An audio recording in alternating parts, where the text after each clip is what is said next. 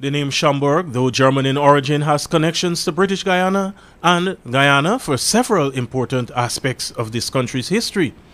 At the launch of a book titled 12 Views of the Interior of Guyana recently at Carroll Lodge, President of the Heritage Society of Guyana, Ben Terwell, spoke of the many travels of the Schomburg brothers around Guyana and some of the discoveries they made during the 1830s.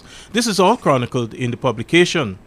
The name of Schomburg, the two brothers, is forever connected with Guyana. There's no doubt about it, because not only about this plant, not only about our national flower, which was discovered by him, which I suppose will forever be our national flower, but there are a few other things as well. We have this bilateral agreement between Germany and Guyana, which is now in its second phase, and there will be a third phase.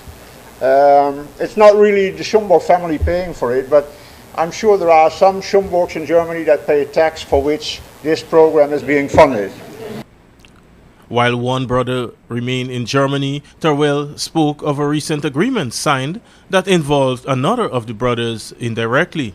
And then we have, because that other Schomburg went to Adelaide, also with the support of Vazalis in this case, Robert Bessart, the Minister for Natural Resources and Environment, together with the Vice President of the Guyana Heritage Society, but then in his capacity as Commissioner of Protected Areas, went to Adelaide and signed an agreement for cooperation between the Botanic Gardens of Adelaide and the Botanic Gardens of here.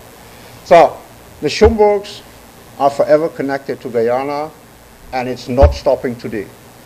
The publication was hailed by CEO of GT&T Radhakrishna Sharma, who said important pieces like those must find themselves into the national consciousness. He also pledged to continue supporting the arts and other aspects of work that projects Guyana's rich heritage. The immense value of these initiatives of the Guyana Heritage Society cannot be overstated, in that this masterpiece, as the 12 Views of the Interior, are not long forgotten or lapse into obscurity, but instead gets an opportunity to be projected into the consciousness of each new generation.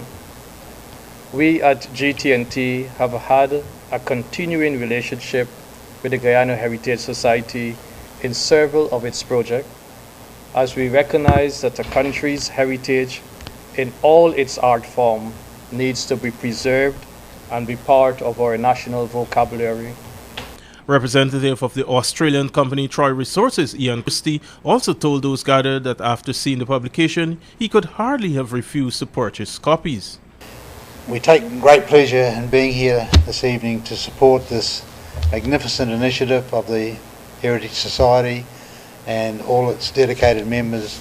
And as the President said, it's a very unassuming group that gets on and does some magnificent things to preserve the heritage of this wonderful country. The publication was also supported by the Ministry of Foreign Affairs. Copies were presented to President Donald Ramotar, the Director General of the Foreign Ministry, whose support was acknowledged, GT&T, and Christie of Troy Resources. For Capital News, Raul Collins reporting.